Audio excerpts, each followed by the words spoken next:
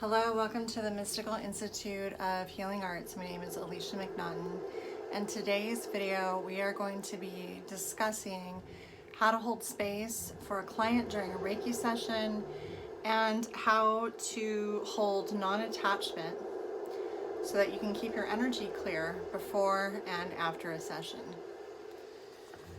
All right, so how to hold space in a healing session for empaths. You hear a lot about the importance of grounding and being grounded. And that can be a process depending on how much healing work needs to happen in a person's root chakra who's doing the healing session. Sometimes the root chakra can be blocked, and it can take many sessions to be able to open up and release the fear that's blocking you from being able to feel safe and to be able to hold space. So there are things that you can do while you are still in that process of healing yourself and healing other people, because we are always on a healing journey the whole time that we are in a physical body, and we're just getting stronger every day. So you don't want to just think, oh, well, I'm not healed enough to go out there and do this for a living. You are. You're going to attract the right person that needs whatever it is that you have to offer at your particular level of healing, being self-healed. So with that being said, the intention is to root down and hold your vibration with the intention that you want to convey. And visualization is one of the quickest ways because energy follows intention. And so if you were to visualize yourself growing roots and allowing those roots to drop down out the soles of your feet, also like a tail of light down your back and into Mother Earth, feeling the soil, feeling the sand, and going all the way down into the crystals of the earth. It can be fun to visualize your favorite crystal. A lot of people love the purple crystals, which is the amethyst. You can go all the way into the center heart of Mother Gaia and wrap your root around and around that 3 times. And there'll be a meditation in the comments or in the description of a grounding meditation that you can practice. So you want to be grounded, and you also want your client to be grounded. So often it's a good idea to do a grounding meditation out loud and guide them through a visualization process of grounding themselves. Because if you're both grounded, then Mother Earth is going to recycle and transmute and clear the energy that's being released so that you don't have to take it on. Like, a lot of empaths think that they're supposed to allow that energy to go into their body, and they become very sponge-like. So that's not really what we're going for. What you want to be going for is you want to visualize a faucet of light turning on at the top of your head and allowing the light to come out the palms of your hands in one direction to the client. And if you're not doing a hands-on session, let's say that you are doing healing work through coaching, you can allow this energy to come out of your heart space. You can allow this energy to come out of your eyes. You can just allow yourself to hold that vibration and just bring it down into the room around you as well. So visualizing that earth energy, now that you're connected, is going to start to rise all the way up into your body, and you're going to send a line of intention straight up, not out like this, but straight up to the higher dimensions. And you can visualize going up into the central sun and allowing that golden white light to spiral down in through you. And it's really fun to bring the earth energy all the way up to the central sun. Breathe in. Call that light all the way down through the back of you. Breathe out. Allow any energy that needs to shift or move or transmute to come out. Breathe earth energy all the way up into the central sun, and calling in more energy from the sun and down into the earth. So this is called running your energy, and it's a really good practice. It's easy to do. You can do it in your car before an appointment, before you go into work for the day. You can do it first thing in the morning. You can do it between clients. But what you're wanting to do is fill up with light. So those of you who do Reiki, you can intend that you're calling in Reiki. Those of you who do shamanic healing, you can visualize shamanic healing. Wherever it is that you draw from, whatever your source is, wherever you go to when you're feeling drained. Oftentimes people love to go to nature, so you can visualize the ocean, you can visualize the mountains, you can visualize a sacred place in the world that you want to call that energy through the ley lines of the planet into your space, and it'll feel really beautiful because energy is following your intention into your space, and you are creating the sacred container for the session. All right, so you can set, a good thing to do is to set the intention that all the energy, all the information that's coming through be in the highest good of all concerned, what is most needed at this time, and what you are ready for, or what they are ready for.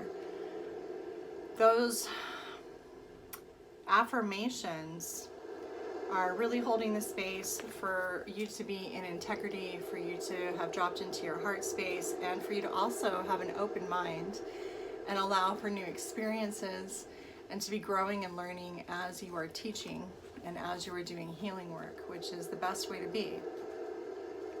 Because then you're really dialed in, you're really connected, and you're really listening for divine guidance, rather allowing it to come from your mind, from your ego, or from a script.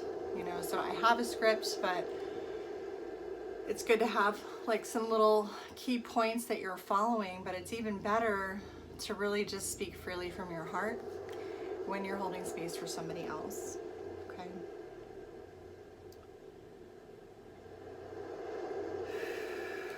All right, so everybody has an aura, which is about 3 feet around them like an egg. Everybody has this. This is your first line of defense. And there are many layers. There's your physical layer, your mental layer, emotional layer, and then some of the higher vibrational spiritual layers as you get further away. When your aura is really big, when it's really expansive, it feels really good. You're in your fullness, you're in your power. And when you're in sacred space and the aromatherapy is going and the music is soft and you're there with your high vibrational angels and guides and you're feeling good, this is when your chakras are going to open. When your chakras are opening is when you're able to really pick up on the subtleties of the information that's coming in from spirit, from your higher consciousness. And this is what you want to do if you're going to be doing sessions for people. But you also want to remember that if the session starts to get very intense, that you can pull your vibration in, and as you're doing that, you're visualizing your aura coming in. You're still connected from your crown, you're still connected from your root, you're still bringing in higher information from your higher self if you ask for that, but you're not wide open. You're directing what you're connecting with, and as it gets closer to you, it's thicker. So you have a thicker shield around you. So that's a really important thing to know, especially at the end of the day when you're getting ready to stop off at the store before you go home and there's lots of people. Right? So it's really beautiful to be able to ask your highest vibrational healing guides, spirit guides, your spirit team to clear and balance the energy in the room and raise the vibration. Your angels are there. They will come in, but you have to ask them for help because we are living in the free will zone. So it's really important to remember to ask them for help. And how do you do that? Well, calling in Archangel Michael to overlight our session here, to clear and raise the vibration in the room and vacuum off any energies that are heavy or dense or fear-based, allowing us to be in a place of peace, and then really just feel that connection. And I have a tendency to rock back and forth when I feel the energy moving, and then I know that they're there, and it's nice to recognize that and thank them for being here, and they'll be here, and you want to thank them when you're finished with your session. All right, so clearing your chakras is really important. You want to visualize this beautiful healing ball of white light coming down in from the divine realms, and allow that to move into each one of your chakras, swirling that light into your root, sacral, solar plexus, heart, throat, third eye, and crown. And then exhale anything that needs to shift or move, anything that's not in your highest good, and exhale that like a gray mist. And when you've called in your guides, again, you can ask your guides to clear anything that's being released. So you don't want to just leave that hanging out in the room.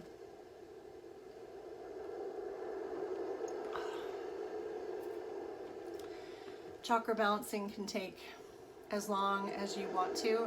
I can do it very quickly. I've gotten very good at doing it quickly because I've had really fast turnover between clients and had to learn how to set and reset my energy for each person that was coming in.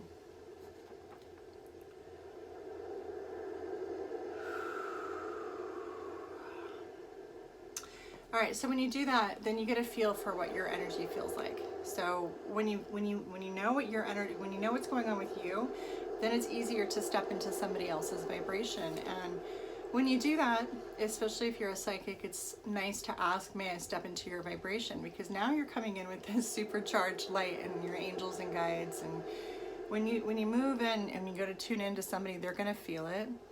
And it's nice for them to be ready for it and for you to be invited. Okay, so when you're invited, then they're allowing that energy and they're also opening up, and it's a beautiful exchange for that particular session.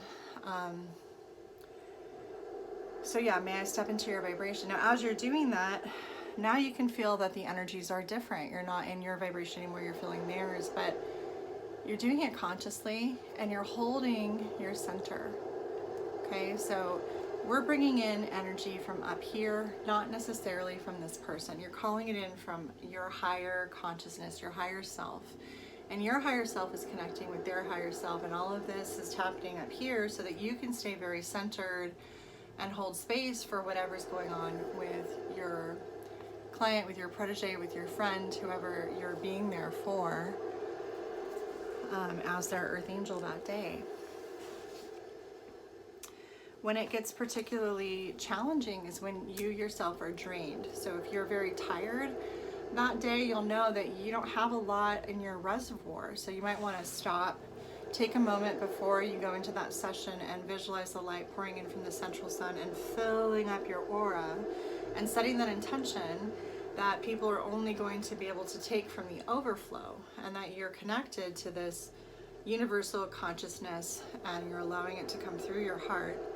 But it's not coming from you, it's coming through you. And in that way, it's revitalizing for both people to be in sacred space together, and you can both look forward to it.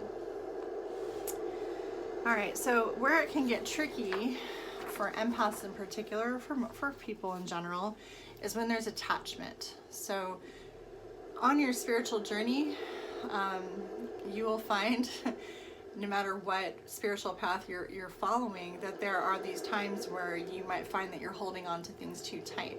And whenever we're holding on to things too tight, it usually means that we care a lot about that.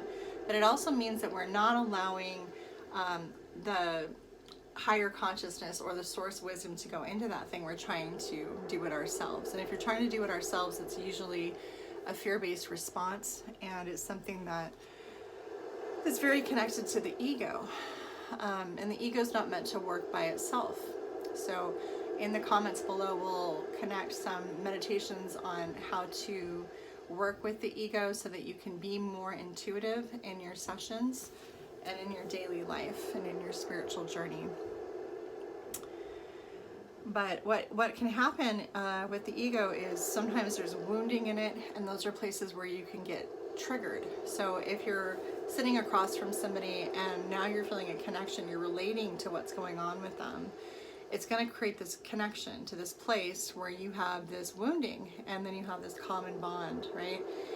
And what'll happen is it'll feel really good to connect in the beginning, because it's nice to connect with people. It's nice to have things in common with people. But as a healer, we're not supposed to be doing that. We're supposed to be really bringing through this beautiful divine guidance and staying in non-attachment and allowing them to come and go. It's really not personal. It's not about us. If you do have a connection to them, it's good to let go of it after the session, go home and work through whatever wounding was there. So if you are a healer, you can allow the energy to flow from your hands and meditate and start to have your own process with releasing that connection based on the memories that are coming up for you. When that happens, then the cord can release after it's cleared. The two people have cleared, and they've been drawn to you to be a mirror. So often the mirror is healing. It's a healing process if you let it be. All right, so people often want to cut cords. I used to have a lot of people coming to me and just asking me to cut cords because they did not want these connections anymore to their triggers. And there were people that were getting into their skin, like their boss or their parents, or usually authority figures, or their ex or something like that, where there were unresolved issues and they just wanted to cut it. They just wanted to get rid of it. And that's super common, but there usually is a process, and there's something that you haven't learned yet that's keeping you connected. So often you need to be able to release their energy to them and allow them to release your energy to you, and really fill up on your own empowerment and have a new awareness of that, so that then this cord can dissolve and you can become something different. And that's what happens when you do cord healing, relationship healing, rather than just cutting it off. There are certain things that you can like cut off if it's not super connected to you.